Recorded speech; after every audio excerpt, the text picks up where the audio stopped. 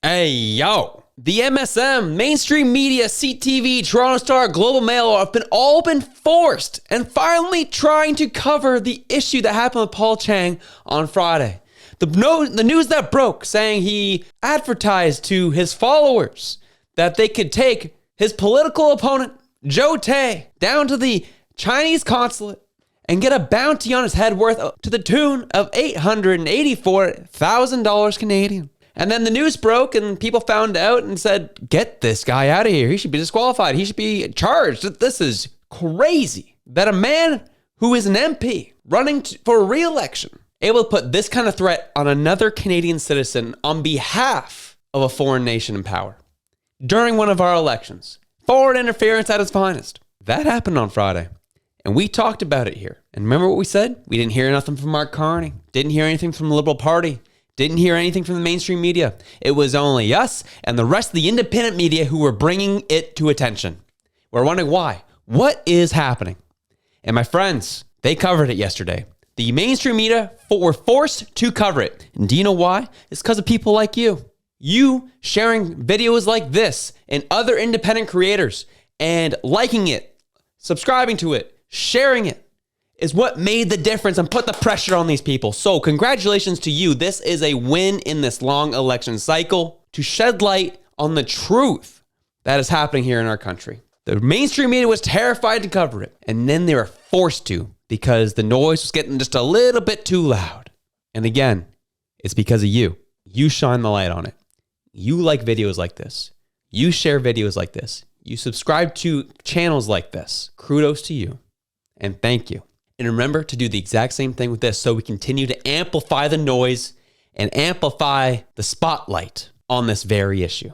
Here, we're going to see Vashi bring on one of their CTV correspondents to talk about this very issue. And it was interesting what she had to say. This is the pressure to boot him is going to continue.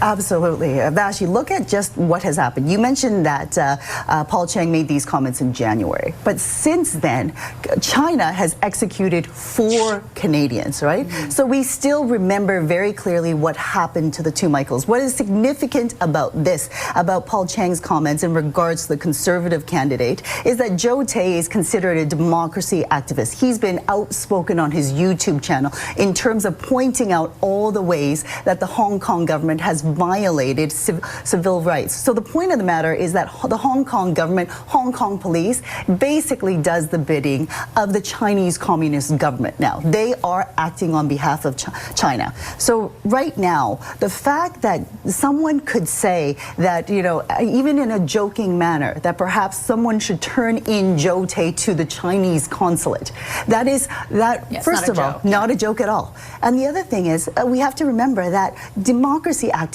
across the world have been kidnapped by Chinese agents and basically disappeared into the prison system and possibly executed. So Mark Carney has to act. The Liberal Party has to act on this, because not acting shows that they are not taking foreign interference seriously and are once again turning a blind eye, perhaps in the future, to meddling. Mark Carney must act, or else it shows that he's okay to turn a blind eye from meddling. And I would take that a step further. Is not only is he condone meddling, but I would go as far as say he's allowing the tentacles of the Chinese Communist Party to intimidate, to coerce, and to challenge the freedom of Canadians on Canadian soil, allowing a foreign entity, a foreign country, to intimidate Canadian citizens and their freedoms on our soil. And Carney, by him not acting, not him talking about it, the Liberal Party not talking about it, when you know what they're saying? They're saying that's okay. You can do more of it, China. Xi Jinping, keep it up. Take someone down the Chinese consulate. We'll get them deported. And then the random citizen can collect a bounty on them. That's what they're saying. And actually, quite frankly, that's exactly what they said. As the Toronto Star reported, Liberal candidate in Markham to stay on with party despite deplorable comments about former Conservative rival. He isn't going anywhere. Tells you everything you need to know, right? The Liberals are so corrupt, are so anti-Canadian, that they're okay with one of their candidates intimidating and encouraging his followers to turn in his political opponent to a Chinese consulate to be shipped back to Hong Kong for a bounty. The Liberal Party just said that that's okay. They just said that's okay by allowing him to stay on. That is A-okay. Is that the party? Is that the leader you want in power? Or you want to keep getting angry about fake security clearance crap? Genuinely curious. Who do you want in power? Who do you want leading our country? You want a country who's going to bend the knee to China and other dictators? Please, well, give us some money. You can do whatever you want on our soil. Not strong borders. They claim they want to fortify our borders. They're letting this crap go. They're not going to do nothing about our borders. Are you kidding me? Are you kidding me? Not a chance. Globe and Mail, for goodness sakes, even reported on it, which is a huge one because we know it's the propaganda arm of the Liberal Party. The thing calls Mark Carney to drop Liberal candidate who said conservatives should be turned into to Chinese bounty. It says a lot that the candidate's going to stay on. It says a lot that Mark Carney hasn't said a thing about it. It says a lot that the Liberal Party hasn't even so much put a statement out about it. It tells you everything you need to know. They are corrupt. They are paid off. They're going to sell us out even more than they already have. And they're going to allow the CCP, a communist country, to intimidate and effectively encourage citizens to extradite enemies of the CCP back to China. What did Joe Tay do? What was his crazy crime? Oh, right. Speaking very loudly and boldly about the people in Hong Kong maintaining freedom against the CCP and from the CCP. That was his crime. Okay. Bob Mackin, reporter, did up a really cool timeline for us. He just wanted to remind us how we got here, right? So March 19th, Canada condemns China for executing 4 Canadians, which is where we see here. Canada condemns China after it executes 4 Canadians. Remember that? Melanie Jolie feigning frustration towards China? Yeah, that happened. The next, 3 days after that, March 22nd, a federal government news release about China's tariffs against Canadian agricultural products in retaliation for tariffs against Chinese EVs, which you can see here. That happened March 22nd. Next, you have Paul Chiang, March 26th. Carney Liberal MP and Paul Chiang appeared at a news conference to promote a Chinese government-sponsored trade show in Markham. Chiang referred to Trump in his speech. The next day, Mark Carney declared the old relationship we had with the United States is over. And this is Chiang promoting Chinese and Canadian trade. The purpose of this exhibition is to trade Canada and China people first, they say. Promote the interaction and exchange of professionals in the field of merchandise trade between two countries, create a high-end commerce platform, and strengthen the links between retailers, suppliers, and service providers between Canada and China.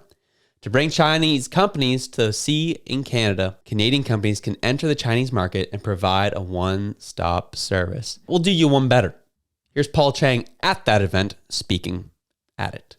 China Enterprise Overseas Service Canada Service Center for bringing us together ahead of what promises to be the most exciting trade exhibition of the year. This is a pivotal moment for global businesses, especially with Donald Trump threats of tariff against Canada. We have to work together to ensure that we get ahead of this trade show. Our Liberal government has implemented support for Canadian businesses and workers, including measures to help them diversify the export market, including in Asia. Events like the Toronto Trade Show, which is hosted by this organization, helps us build better connections, drive investment, and open doors for Canadian and Chinese businesses alike.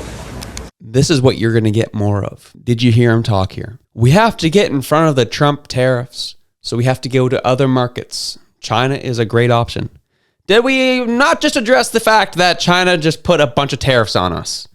And still,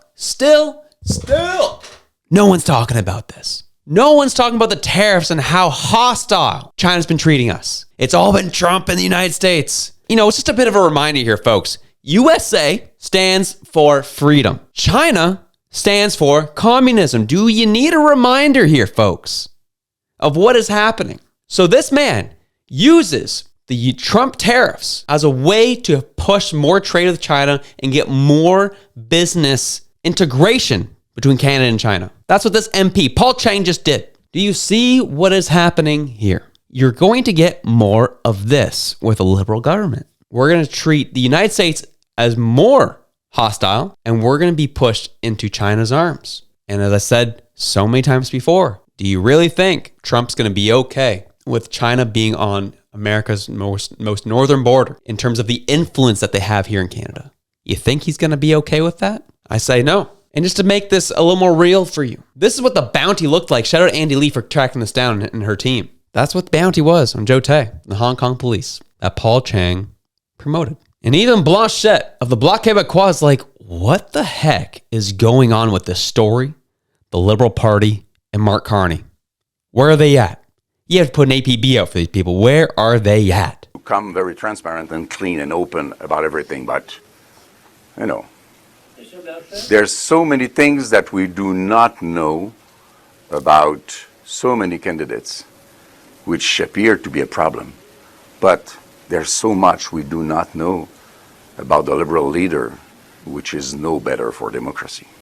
Speaking of the choir, Mr. Blanchette, what is happening here? Like, literally, what are we seeing before our very eyes? This is crazy that this is being allowed to happen.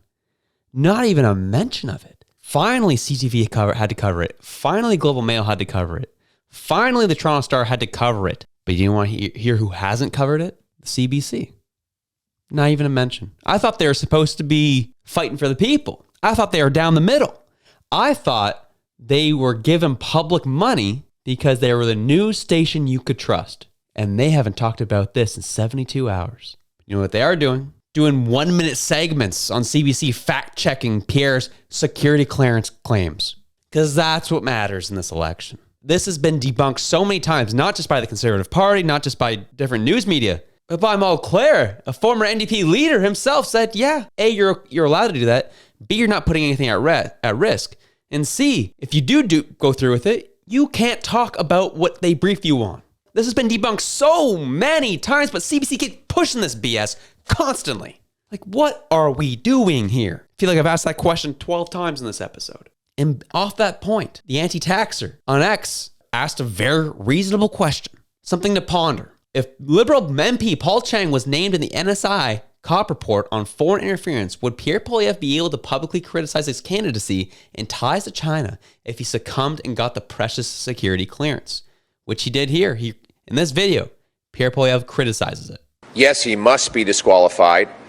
I find it incredible that Mark Carney would allow someone to run for his party that called for a Canadian citizen to be handed over to a foreign government on a bounty, a foreign government that would almost certainly execute that Canadian citizen. Think about that for a second. We have a Liberal MP saying that a Canadian citizen should be handed over to a foreign dictatorship to get a bounty so that that citizen could be murdered. Call it what it is, Pierre. Appreciate it. You know, well, anti-taxer brings up an interesting question. The fact that it came out in the public means he's now open to criticize it. So I think that point is now moot. But it's just an idea and a thought, right? That what if this stuff was behind classified information and you wouldn't be able to talk about it, and you knew about it for months and you wouldn't be able to talk about it until it came out in the news? That's more so what people are trying to bring up. I'm not saying that's what happened in this situation, but scenarios like it are the reason why Poilievre has not got that security clearance, but CBC wants to make it a huge issue and not cover the real problems like what happened with this Liberal MP Chiang. So it is weird that the Liberal Party's allowing him to stay on, nothing happening. There's a question, it's like, okay, how close is Carney to China? We've seen the evidence, we've seen the links, we've seen the business dealings. How much closer really is he to China? That nothing's being done about this and they're so quiet about it. That's a question we have. One last thing I want to point out, and it's more of a call out to you. Mark Nixon posted this, and he's spot on. In this election, it's Poilievre versus Carney, CBC, Global, CTV, China, the WEF, and now it sounds like Trump too. Wow. A totally fair campaign. It's up to Canadians to show up for Poilievre because no one else will. And he is correct. Independent media and amazing viewers such as yourself, sharing stories like this, sharing videos like this, liking it, subscribing, and trying to push out the voice as much as YouTube tries to dampen it, as much as the mainstream media in this country tries to dampen it. They can't silence all of us. Thanks again for joining me on another amazing episode. Y'all are awesome. You guys keep liking this, keep sharing it. I appreciate that you continue to do that, and let's keep moving forward. There will be no afternoon segment today, as I will be going off to Fredericton, New Brunswick to be a part of and document Pierre's rally. I'll be looking to live stream it, and I'm sure I'll run into many of you on the ground as well. Look forward to seeing you. Enjoy your day. Have yourselves a good one. I'm out.